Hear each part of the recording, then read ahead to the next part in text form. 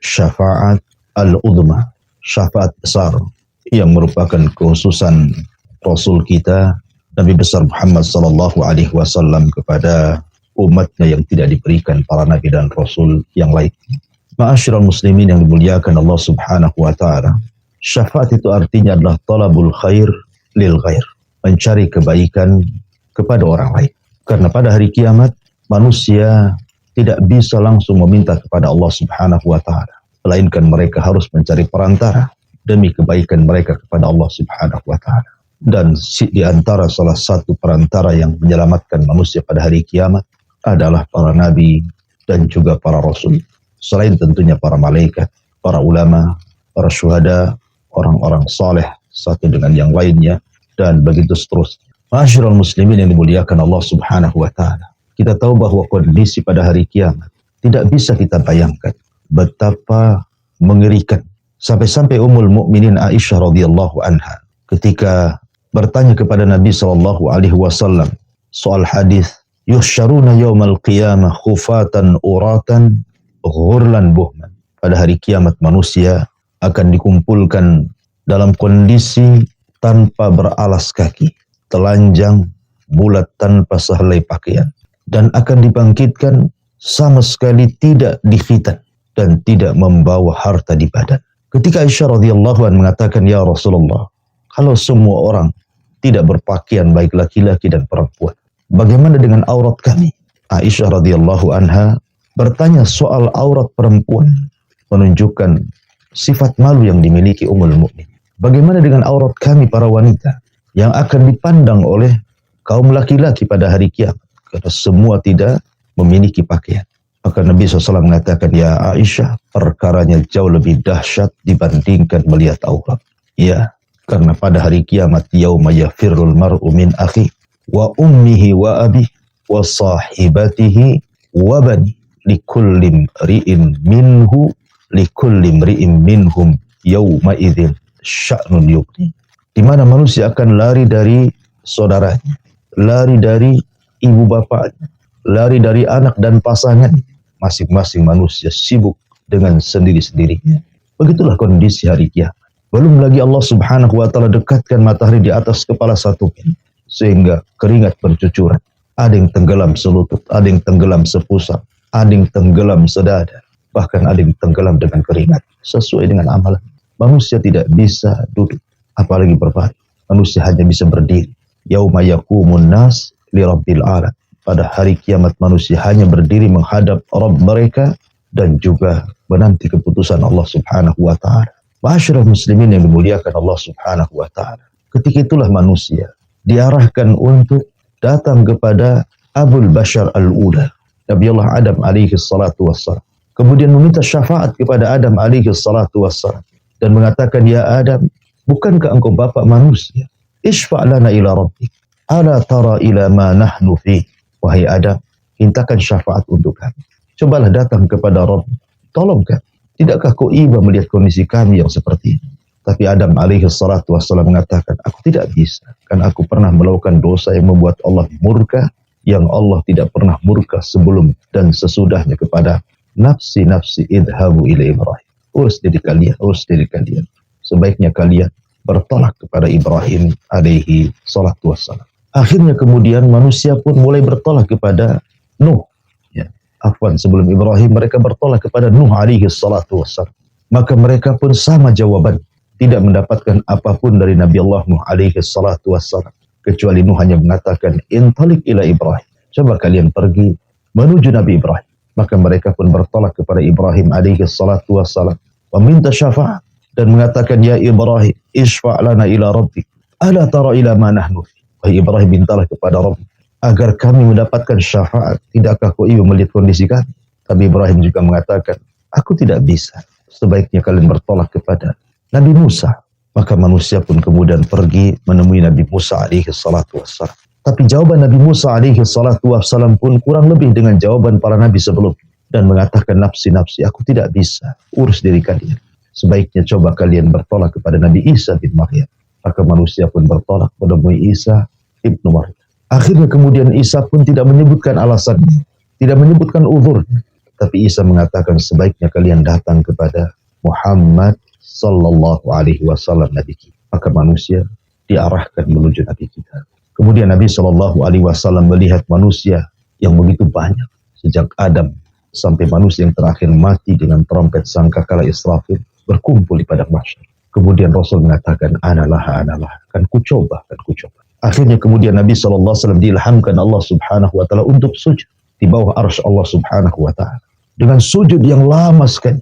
Sampai akhirnya Allah subhanahu wa ta'ala mengatakan, ya Muhammad, irfa ra'saka. Angkat kepala. Satu'ta. Kul tusma. Ishfa' tushaffa. Ya Muhammad, minta kau akan diberi. Bicara, kau akan didengar. Mintalah syafaat. Aku akan beri kau syafaat.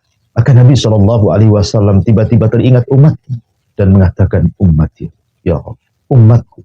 Di antara mereka ada yang masuk neraka. Bisa gak kau selamatkan mereka? Maka Allah subhanahu wa ta'ala mengatakan, ya Muhammad, kalau begitu intalik, pergilah. Faman wajada min ummatika habbata sya'irin au burrin min iman fa akhrijhu minan nar. Cari umat. Maka siapapun yang kau dapati dari umatmu memiliki sebiji gandum dari keimanan, keluarkan mereka dari api neraka. Kemudian Nabi SAW mengatakan, apakah engkau membatasi berapa jumlah mereka ya Rabb? Maka Allah mengatakan, tidak. Sebanyak mungkin kau selamatkan umatmu yang memiliki sebiji gandum dari keimanan, keluarkan mereka dari api neraka. Maka Nabi SAW kemudian menyelamatkan umatmu memiliki sebiji gandum dari keimanan. Tapi Nabi SAW tidak puas. Nabi SAW kemudian menghadap Allah subhanahu wa ta'ala kembali. Kemudian sujud dengan sujud yang lama. Kemudian Allah subhanahu wa ta'ala katakan, irfa ra'saka ya Muhammad. Angkat kepalamu wahai Muhammad. Sal tu'ta. Kul tusma. Ishfa' tushaffa. Minta, kau diberi. Katakan, kau didengar. Mintalah syafaat. Aku akan beri kau syafaat. Maka Rasul kembali mengatakan, ummati. Ya Rabb, umatku. Di antara mereka ada yang masih masuk neraka. Maka Allah subhanahu wa ta'ala mengatakan, kalau begitu intalik, pergilah, jumpai umatmu. Man kana fi qalbihi mithqala habbati min khardalin minal iman, fa akhrijhu minan nar. Kalau begitu pergilah wahai Muhammad, temui umatmu. Maka siapapun di antara umatmu yang memiliki iman sebiji atom, keluarkan mereka dari neraka. Kemudian Rasul mengatakan, berapa jumlah mereka ya Rabb? Maka Allah mengatakan, sebanyak-banyaknya. Maka Nabi SAW menemui umatnya dan menyelamatkan orang-orang yang sudah divonis masuk neraka, yang memiliki sebiji atom dari keimanan, maka Rasul mengeluarkan mereka. Cukup sampai di sini? Tidak. Nabi SAW masih sayang dengan umatnya. Nabi SAW kemudian sujud kembali dengan sujud yang lama. Kemudian Allah subhanahu wa ta'ala katakan kembali, irfa ra'saka ya Muhammad, sal tu'ta, kul tusma, ishfa' tushaffa. Angkat kepalamu wahai Muhammad. Minta, kau diberi. Katakan, kau didengar. Mintalah syafaat, kau beri syafaat. Maka Nabi SAW mengatakan, ummati ya Rabb. Bagaimana dengan umatku? Bagaimana dengan umatku? Subhanallah. Bagaimana Nabi SAW khawatir dengan umatnya. Nabi SAW tidak mau kalau seandainya ada umat yang masuk neraka. Maka Allah subhanahu wa ta'ala, kalau begitu, intalik, pergilah. Temui umatmu. Faman wajada minhum adana. Maka barang siapa yang kau dapati dari mereka ada keimanan yang lebih rendah min habbati khardalin, dari biji atom, fa akhrijhu minan nar. Kau keluarkan mereka dari api neraka. Maka Nabi SAW kemudian pergi dan menyelamatkan orang yang lebih kecil lagi dari biji atom di hati-hati umat yang memiliki keimanan. Maka Nabi SAW mengeluarkan mereka dari api neraka. Cukup sampai di sini? Tidak.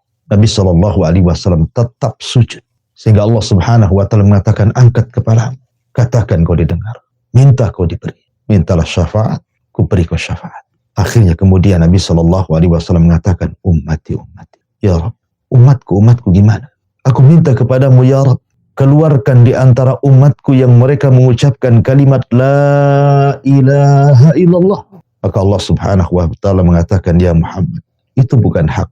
Kalau itu sudah hak, aku akan mengeluarkan dari umatmu orang yang mengucapkan kalimat la ilaha illallah.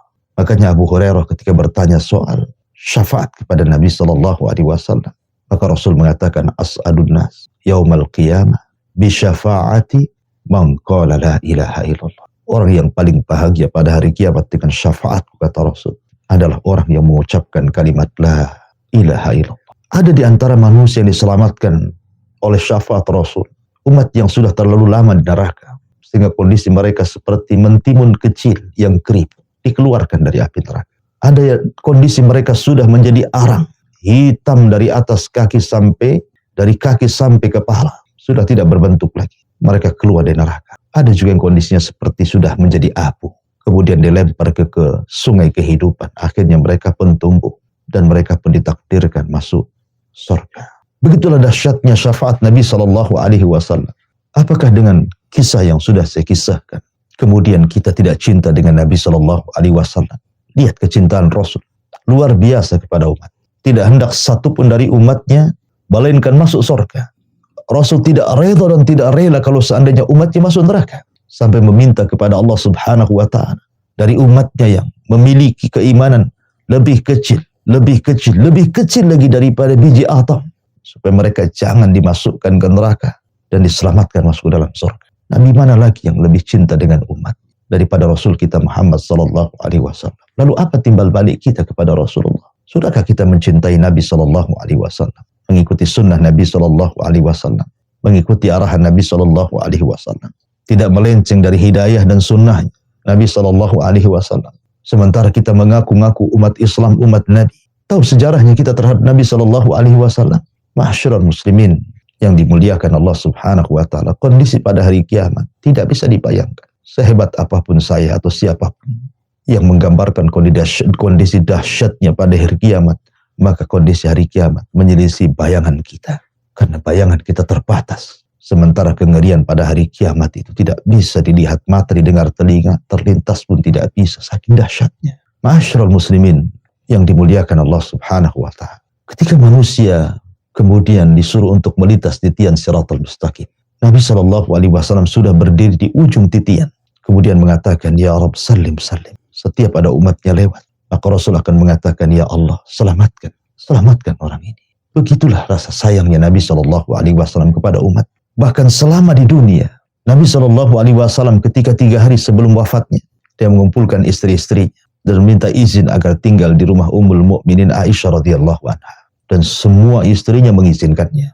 Dipapahlah Rasul oleh Ali radhiyallahu dan juga Abbas. Kemudian Nabi Shallallahu Alaihi Wasallam pun pindah rumah dari rumah Maimunah ke rumah Ummul Mukminin Aisyah radhiyallahu anha. Di tengah jalan, tentu para sahabat melihat kondisi Nabi Shallallahu Alaihi Wasallam yang lunglai, lemas karena sakit yang parah, terutama bekas racun yang pernah dimakan di Khaybar yang dihidangkan wanita namanya Zainab bintul Haris, seorang Yahudi.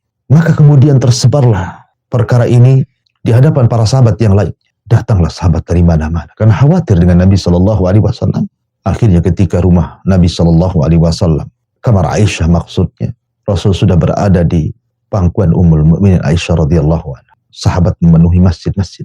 Masjid Nabawi penuh dengan para sahabat. Jalan-jalan gang-gang kota Madinah penuh dengan para sahabat karena khawatir kondisi Nabi Shallallahu Alaihi Wasallam. Dan sebagian para sahabat ada yang menangis, sehingga suara tangisan mereka menggemuruh dan sampai ke rumah Aisyah radhiyallahu anha. Kata Nabi sallallahu alaihi wasallam, suara apa itu wahai Aisyah? Maka Aisyah radhiyallahu anha mengatakan, ka'annahum takhafuna 'alaik, ka'annahum yakhafuna 'alaika ya Rasulullah. Seolah-olah mereka khawatir dengan kondisimu wahai Rasul. Maka Nabi sallallahu alaihi wasallam mengatakan, mana Ali? Mana Fadl? Angkat aku. Maka Ali radhiyallahu anhu dan Fadl pun mengangkat Rasul menemui para sahabat. Kemudian berkhutbah, dan itu khutbah terakhir. Setelah itu Rasul tidak pernah berkhutbah lagi. Yang ingin saya katakanlah isi khutbah Nabi.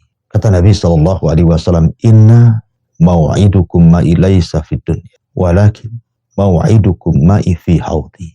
Wahai sahabatku, wahai manusia, perjumpaan kalian denganku bukan sebatas di dunia, tapi perjumpaan kalian dengan diriku kelak di telagaku. Subhanallah. Nabi sallallahu alaihi wasallam seolah-olah ingin mengatakan, tenang, bukan berarti sepeninggal diriku kalian akan berpisah selamanya denganku dan tidak akan berjumpa. Tidak. Kalian akan tetap berjumpa denganku. Kapan itu?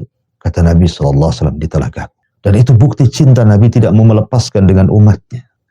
Alhamdulillah, kita punya Nabi yang sangat mencintai umatnya. Nabi yang memiliki rasa rahmat, kasih sayang yang luar biasa. Laqad ja'akum rasulun min anfusikum azizun alaihi ma'anittum harisun alaikum bil mu'minina raufur rahim. Telah datang kepada kalian seorang rasul dari jenis kalian. Amat sangat berat apa yang dirasakan umatnya kepadanya, dan sangat bersemangat untuk memberikan hidayah kepada umatnya, dan teramat sayang dan kasihan kepada umatnya. Dialah Nabi kita Muhammad sallallahu alaihi wa ala alihi wasallam. Wallahu a'lam bishawab.